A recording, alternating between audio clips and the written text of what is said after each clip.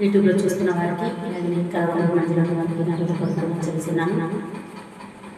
అలాగే సామెతల నుంచి 8వ వచనం చదువు. జ్ఞానం లేని వారులారా జ్ఞానం ఎటువంటిదో మీకు తెలుసా? బుద్ధిహీనులారా బుద్ధి ఎటువంటిదో మీకు ఏమన్నా తెలుసా? తెలుసు చూడుడి.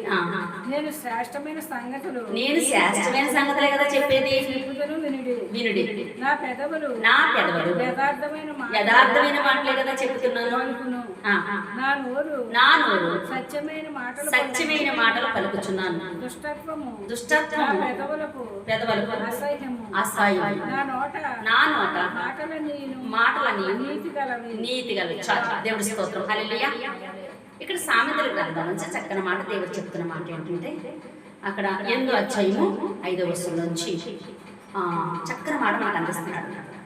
ఇప్పుడు ఎక్కడైనా ప్రసంగం చెప్పినప్పుడు బ్యాడ్ న్యూస్ ఏమన్నా ఉందా? గుడ్ న్యూసే కదా. మీరు జ్ఞానం లేని వాళ్ళారా జ్ఞానం నేర్చుకోండి అన్నారు.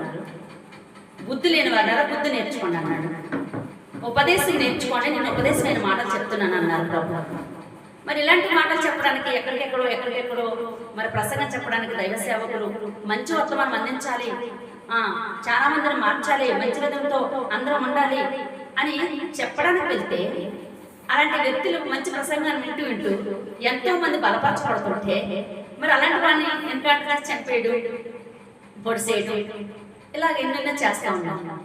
ఇందులో ఏదైనా మీకు పొరపాటు ఉందా అని అడిగితే ఏదీ పొరపాట్లేదు. బుద్ధిహీనులుగా బ్రతుకుతున్నారని అర్థమవుతుంది. ఎందుకంటే జ్ఞానం గల మాటలు వినడానికి మీకు వినకపోతే వినకపోయారు, విన్నవారిని బ్రతకడం చేస్తూ ఉన్నారు. ఈ భూమి అల్లాకులారమైపోతూ ఉంది. ఎందుకంటే దేవుడి మహాకృప, దేవుడి ఉగ్రత మరి రాబోతున్నది కనుక మీరు చేసే ప్రతిదీ కూడా దేవుడికి తెలుసు. అని మీ దేవుడు ఎందుకు చేయలేదు అని అనుకోవచ్చు. కానీ దేవుడు పెట్టారా, మన దేవుడు గొప్ప దేవుడు, ఆశ్చర్యకరం. కొట్టిన వారిని కొట్టమనలేదు, తిట్టిన వారిని తిట్టమనలేదు. బుద్ధిహీనులుగా ఉండొద్దు, మీరు బుద్ధిగల మాటలు నేర్చుకోండి అని మన బైబిల్ గ్రంథం నుంచి నేర్పిస్తున్నాడు.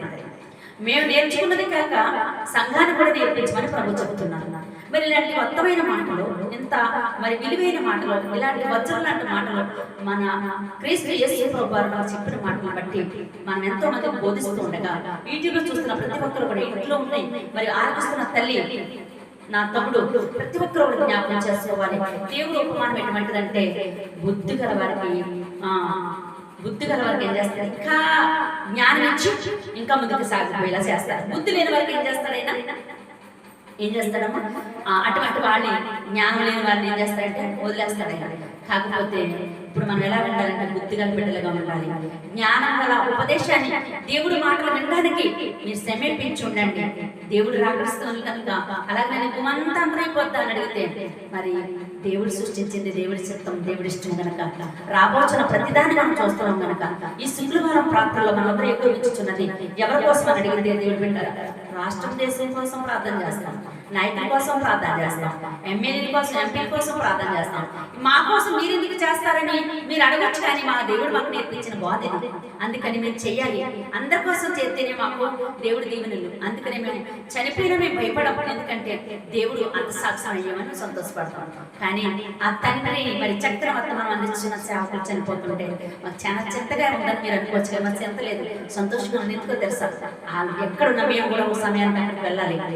ఆ స్థలంలో మేము వెళ్ళాలి కనుక దేవుడు ముందుగా తీసుకెళ్ళారు. వారికి ఇంకేదో మధ్యాకాశంలో యుద్ధం నేర్పించడానికి మరి దేవుడి ఆటల్లో ఇంకా బతుకులు తీసుకెళ్తున్నాము. కానీ మాకు పదవకపోతున్నదని మేము బాధ ఉంది. మాకు ఏంటంటే మాకు జ్ఞానం లేని వారికి జ్ఞానం, లోతైన మార్గాలు తీసే సేవకుల్ని శత్రువు ఎంతగా ఆడుతున్నదా లేదా దేవుడే తీసుకెళ్తున్నాడు అని అడిగితే ఇది దేవుడే తీసుకెళ్తున్నాడు కనుక. ఎందుకంటే శత్రువు ఆడుకోవచ్చు కానీ మాకు మేలు జరిగిందని మేము నమ్ముతున్నాం. ఎందుకంటే దేవుడు బిడ్డలకు ప్రతి ఒక్కరు కూడా మరి నిజంగా చాలా బాధాకరంగా ఉంటుంది. ఒకసారి మనం ఏం చేస్తాం, సామెతల నుంచి మనకు నేర్పించిన మాట ఏంటి? 8:5 నుంచి చూస్తే జ్ఞానం లేని వారా జ్ఞానం నేర్చుకోండి, బుద్ధి లేని వారా బుద్ధులు నేర్చుకోండి అని చెప్తున్నాడు ఆయన చెప్పేది ఏంటి? అదే కదా మనం బోధించేది. మీరు చెడుకోండి అన్నామా, తాగండి అన్నామా, దొల్లండి అన్నామా, మర్డర్ చేయమన్నామా, వ్యభిచారం చేయమన్నామా? లేదే.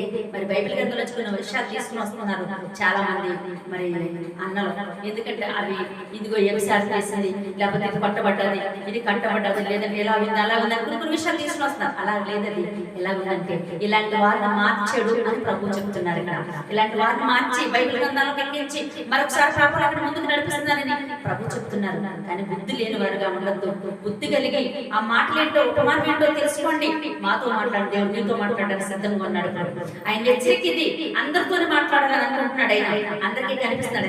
చేతగాని వాడు కాదైనా, ఆయన ఏమి చేయలేని వాడు కాదు. కానీ అందరిని సృష్టించిన తండ్రి అందరి బిడ్డల్ని నా బిడ్డలే అనుకున్నాడు ఆయన. అందుకని ఎవరిని ఏమి అనడానికి ఆయనకి ఇష్టం కాదు. కనుక ఈ శుక్రవారం ప్రాంతంలో ఏకీకరించిన యూట్యూబ్ లో వారు కానీ, ఇన్స్టాగ్రామ్ లో ఉన్న వారు కానీ ప్రతి ఒక్కరు కూడా దేవుడి హెచ్చరిక ఏంటంటే ప్రతి ఒక్కరు బుద్ధి లేని వారు బుద్ధి నేర్చుకుంటే బైబిల్ గ్రంథం సాక్షాలు చదువుకోండి. మనం ఇంకా తెలుసుకోవాలి. ఏది ఎక్కడ ఎప్పుడు పుట్టింది అని తెలుసుకుంటే ఆది కాండంలోకి వెళ్ళండి. ఎప్పుడు ఏది రాబోతుందంటే ప్రకటనలోకి వెళ్ళండి. ఇదిగో సుందరవతి అని దేవుడు స్త్రీ కోసం మాట్లాడింది. ప్రసంగి పరమగీతంలోకి వెళ్ళండి.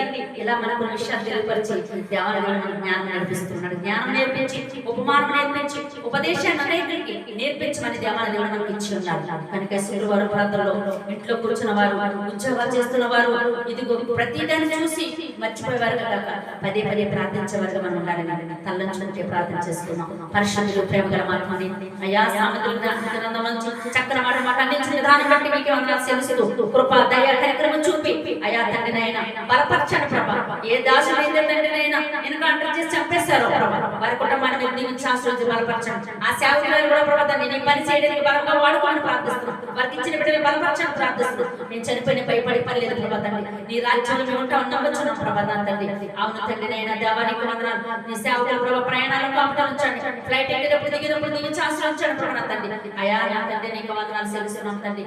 అయా ప్రతి బిడ్డలకి రక్షణ లేని వారు రక్షణ దయచేయండి. జ్ఞానం లేని వారికి జ్ఞానం దయచేయండి. ఉపదేశమైన మాట హృదయంలో దాచుకోవడానికి సహాయం దయచేయండి. ఈ ధనం మీరు ఇచ్చిన వాక్యాన్ని బట్టి మాకెంతో బలపరిచి శక్తి బలము మహిమని నింపినందుకు వందనాలు చెల్లిస్తూ ఈ ప్రార్థన బంగారు పాదాలకు చేర్చుకుంటూ పరిశుద్ధాత్మతో నింపమని యేసు నామములో నడుచున్నాము పరమ తండ్రి. ఆమేన్. Praise the lord.